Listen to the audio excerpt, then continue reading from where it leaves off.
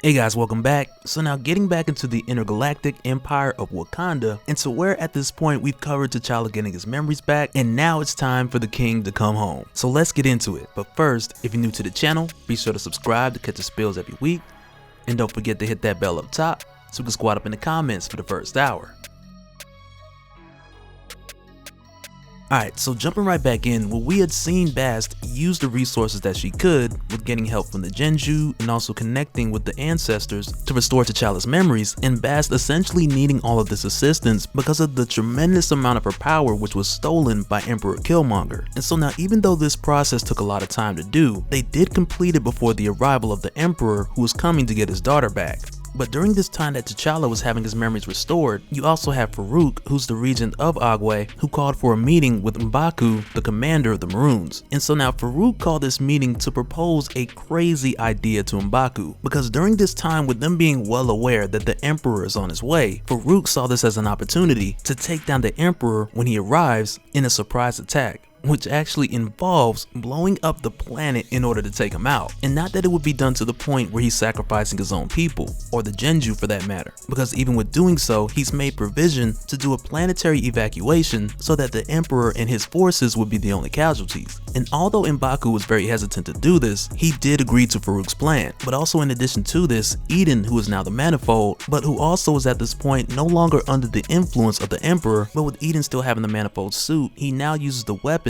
which he was given to hunt these people now to open portals, giving them a doorway to their salvation. Which in a way this helps Eden as well, because for him this helps him relieve a lot of the guilt, because back when he crash landed on the throne world with T'Challa, he wasn't thrown into the vibranium mines with his memories completely wiped, and really the Emperor only did that to T'Challa to keep him as far away from taking the throne as possible. But alongside of this, what the Emperor did in the case of Eden, he took just enough of his memory away so that Eden could still be useful, but also keep him far from T'Challa at the same time. And so now in the case of T'Challa, who now has his memories back, and immediately after getting them restored, he starts working on trying to make a way to find communication back to Earth, because at this point he's just ready to go home. Because really and truly this trip in itself was just supposed to be a checkup, and it turned into a whole different something else. And it's almost like popping in a DVD that says Avatar, and then 12 Years a Slave starts playing, and then in the middle of 12 Years a Slave, all the slaves pull out lightsabers. And really this should be a valuable lesson, if any, to never buy bootleg movies. But either way, needless to say, he needs to make contact with home so that he can make his way back, but also so that the Maroons could have the support of Wakanda Prime. But with T'Challa doing this, the immediate issue is that he's using a lot of power from the ship to where in this moment it's putting the entire ship and his crew in danger, especially with the Emperor on his way and he could be arriving at any moment. And with doing this, it immediately rubs M'Baku the wrong way, because he lets T'Challa know he understands who he is and he respects that, but as far as the responsibility of his ship and his crew, as commander, M'Baku's responsible for all these people. And with them ordering T'Challa to shut this down and T'Challa just ignoring him and repeatedly just trying new frequencies, this immediately puts them at odds, and Commander M'Baku makes his attempt to forcefully stop T'Challa from reaching out to Earth and using all the power and placing the entire crew in more imminent danger. And so now back on Earth, during this time where T'Challa and Eden have been going through all this crazy madness, but during this time Shuri hasn't stopped trying to make her attempts to reach out to them and land some form of communication. And one of the things that's making this more difficult on both ends is the fact that the wormhole that she used to get T'Challa and Eden out there, it is closed back up since she's used it. So it's not like she can just copy and paste the same formula and just find them all over again. But what she does come across is a signal that's scanning and trying to make communication with her, and it's almost like one of those things where Storm was looking over her shoulder and asking like, what's this? Because I'm pretty sure for the most part Storm will look at that screen and just be like, okay, what's all this? But essentially with Shuri having everything up, Storm asked the question and it just happened to be one of T'Challa's hailing attempts, which was a good turn in fortune, especially with everything going left lately, and with them now having communication with T'Challa, and better sooner than later with his power resources being limited and him not really having but so many other attempts to be able to make. But with him finally getting his connection here with Wakanda Prime, it's here where they begin to catch everyone up, and now finally Shuri and the others know everything that's been going on, with the Alpha Flight team arriving 2,000 years in the past and their establishment flourishing throughout 5 galaxies, which includes hundreds of races among millions millions of planets, which on one hand just gives us a much better idea of the true scale of this entire empire, which for one I gotta say is just ridiculous. But going further, when they inform Shuri and the others of the threat of the Emperor, her initial response is like, how does that concern us? She just wants her brother home. But on the contrary, it very much concerns them because the Emperor doesn't plan on stopping there, and if left unchecked, eventually he will make his way to Earth. And in the case of Storm, who's been spending a lot of time in Wakanda since T'Challa left, and mainly just to help out in what capacity she can, whether it be with politics or just comforting his mother, to whom in this case is Queen Ramonda, his stepmother, and not Inyami, his birth mother, who has long passed away. But even through this conversation, like one thing to kind of keep an eye on is the bit of the friction which is brewing between Storm and Nakia. And I say that because keep in mind when T'Challa first joined with the Maroons, to where at the time he still had his memory wiped, like back during those weeks, like there was this relationship that started to brew up between him and Nakia. And it's something that the two of them had put aside so they could focus for the task at hand, but even with doing so, there's like a bit of unfinished business there. So fast forward to now with T'Challa having his memories back, and on top of that making contact back to Wakanda Prime, and even picking up within this brief conversation the chemistry between T'Challa and Storm, it does make Nakia a bit upset. And though she does focus on the main objectives through the conversation, you can still tell that she big mad underneath the surface. But in the middle of this call, the connection is lost, and with doing so, M'Baku checks to see what's the problem, and as it turns out, the ship had to redirect their power because the Emperor has arrived at Agwe and they're under attack, which really isn't good for anybody. And so now at this point, the Emperor is led to believe that his daughter is actually down on the planet Agwe, which is really just part of the trap to lure him in further so he'll be closer to the explosion once the people of Agwe are all clear.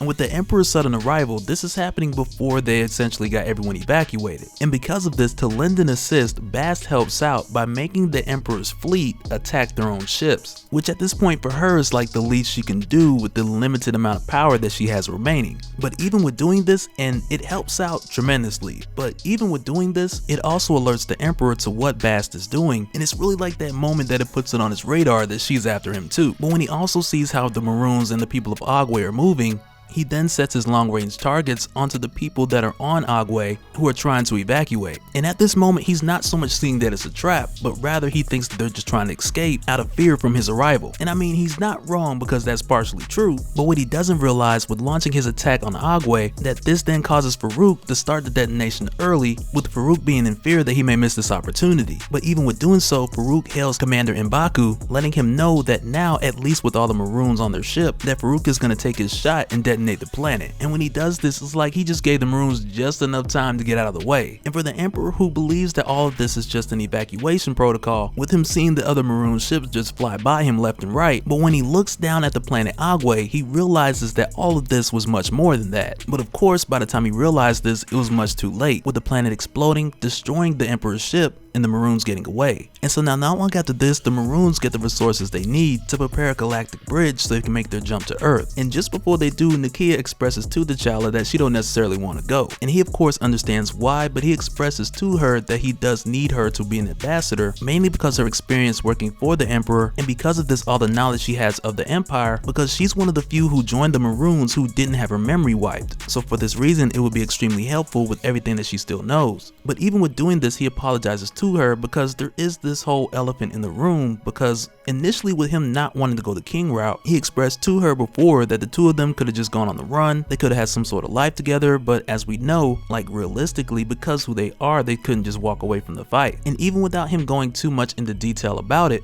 she cuts him off and lets him know like you don't have to explain it. She gets it, she's a soldier, and she's used to not having things go the way that she wants them to. And with saying this, she agrees to go with T'Challa back to Earth and fulfill this ambassador role in order to help out. And so now after this, they go ahead on a Starship Enterprise and they head on back to Earth. And I mean, I know it ain't exactly the Starship Enterprise, but it looked like it. But so now when he arrives back and he's having this conversation with his sister, and even with doing so, he realizes that Wakanda is in a place of peace. And initially his reaction to this news is like, man, well, I guess y'all were just better off without me. But with him saying this, his sister assures him that this is nonsense because Wakanda wouldn't be where it's at if it had not been for his contributions throughout the years. But also during this time that T'Challa just came back, Shuri tells T'Challa that Storm isn't here at the moment because she's out handling business with the X-Men, which is something that Storm really doesn't elaborate on, and we know of course why with much of the confidentiality that the X-Men are keeping in relation to Krakoa. But even so, it isn't too much longer after Shuri leaves where Storm walks in, still in uniform and everything. And it's almost as if when T'Challa got back, Storm just dropped what she was doing and flew full speed back to Wakanda. Because really during this whole time, she's been handling her secret business with the X-Men, but also helping out in Wakanda with whatever free time she could spare. And when T'Challa got back, man, she had time for that. But one of the things that comes up into the conversation, and this is one of the things that Storm's been aware of while she's been helping out here in Wakanda. And recently one of the things that's happened is the return of the Orisha, but with their recent return to Wakanda, no one has heard a word from Bast. And T'Challa's stepmother has mentioned that if this is the case, then Bast must be with an avatar. So here, when T'Challa tells Storm everything that's happened, and at the last minute that Bast pretty much saved them,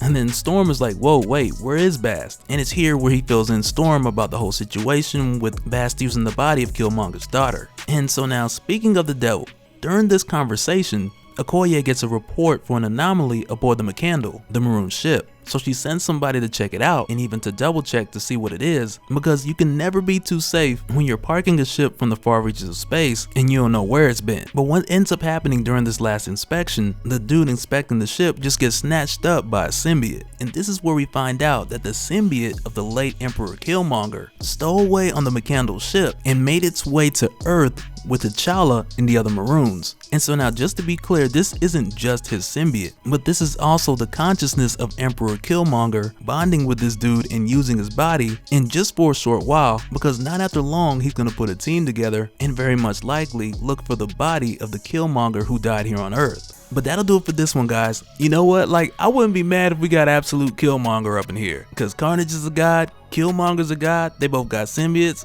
oh god. But let me know you guys' thoughts down in the comments below, and we'll do it again in the next one. Alright, later.